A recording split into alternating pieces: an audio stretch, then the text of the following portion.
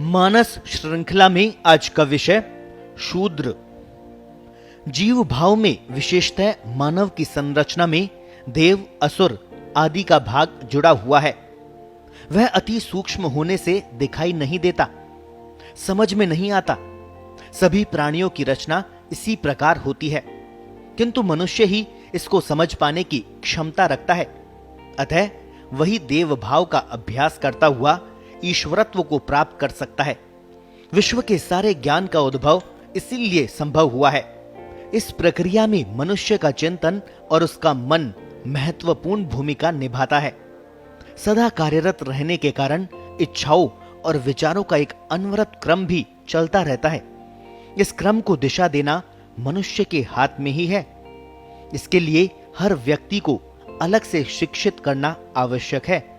यह एक प्रचलित तथ्य है कि हर व्यक्ति जन्म से शूद्र होता है। जन्मना जायते शूद्रः संस्काराद द्विज उच्यते। उसका संस्कार करके ही उसको तैयार करना पड़ता है। द्विज का अर्थ 2 बार जन्म लेने वाला होता है। यहां द्विज का अर्थ ब्राह्मण, क्षत्रिय और वैश्य समझना चाहिए। शूद्र शब्द वास्तव में आशु द्रव से बना है। आशु का अर्थ शीघ्र है, अर्थात जिसका शीघ्र द्रवण हो, जो शीघ्र पिघल जाए, बहने वाला हो।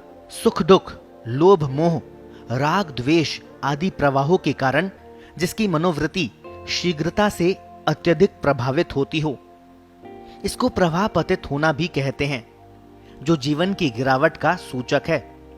जिसका चिंतन क्षेत्र आदि दैविक और अध्यात्म को नहीं छूता हो, अपवाद अंशों को छोड़कर, क्योंकि रूढ़ियों की उपेक्षा करते हुए अपने सर्वोपकारक नियम चलाने वाले अपवाद रूप महापुरुष तो कहीं भी हो सकते हैं। आदि भौतिक क्षेत्र में जो केवल उदर पोषण से बंधा हो, यह भी शूद्र का लक्षण है। इसीलिए तो व्यक्ति को संस्कारित किया जाता है। प्रत्येक व्यक्ति में हर प्रकार की क्षमता होती है, किंतु उसकी क्षमता को जागृत करने की आवश्यकता होती है।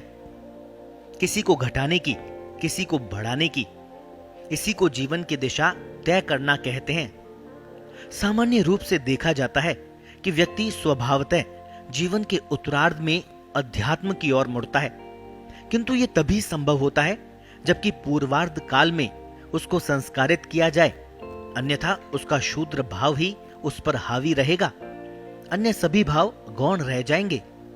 व्यक्ति समाज में रहता है, वह अकेला नहीं रह सकता। समुदाय ही उसको स्वभाव देता है।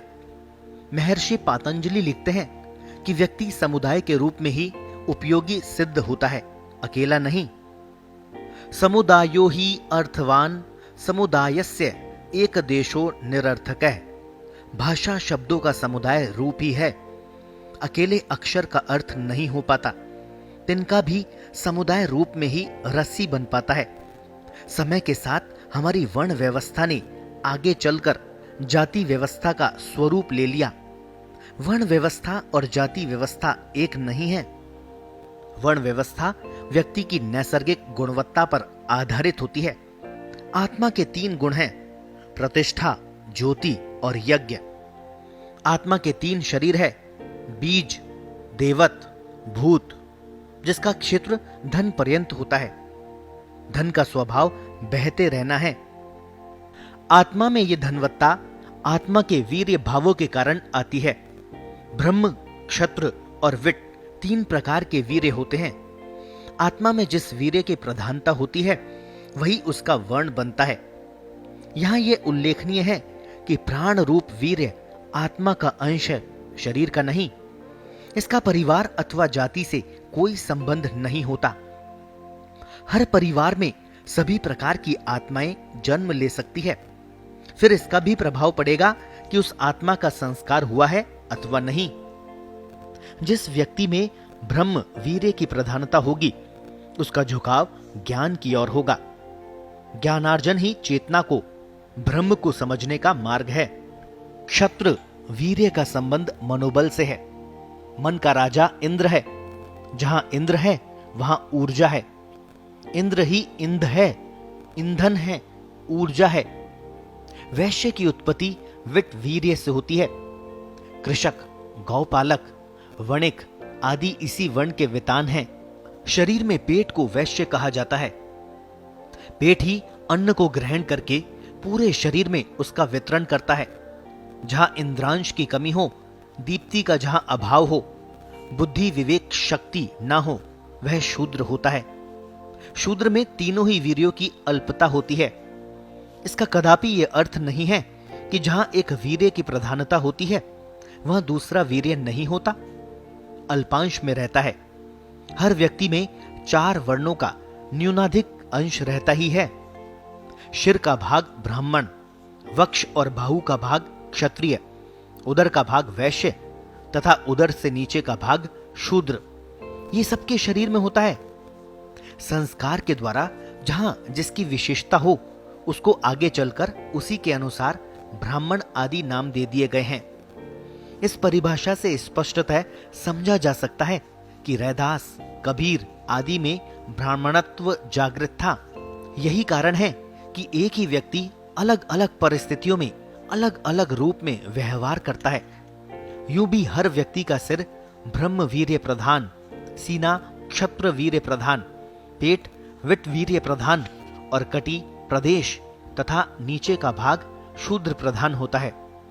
संस्कार के द्वारा कौन किस वीर्य को प्रधान बनाता है, यही उसके जीवन की दिशा तय करता है। वह उसी प्रकार के अन्नों को ग्रहण करता है, उसी प्रकार आचरण करने लग जाता है। काम यानी कामना, यज्ञ, ज्ञान, आनंद आदि आत्मा के अन्न हैं। कर्म के बाहर कुछ भी नहीं है।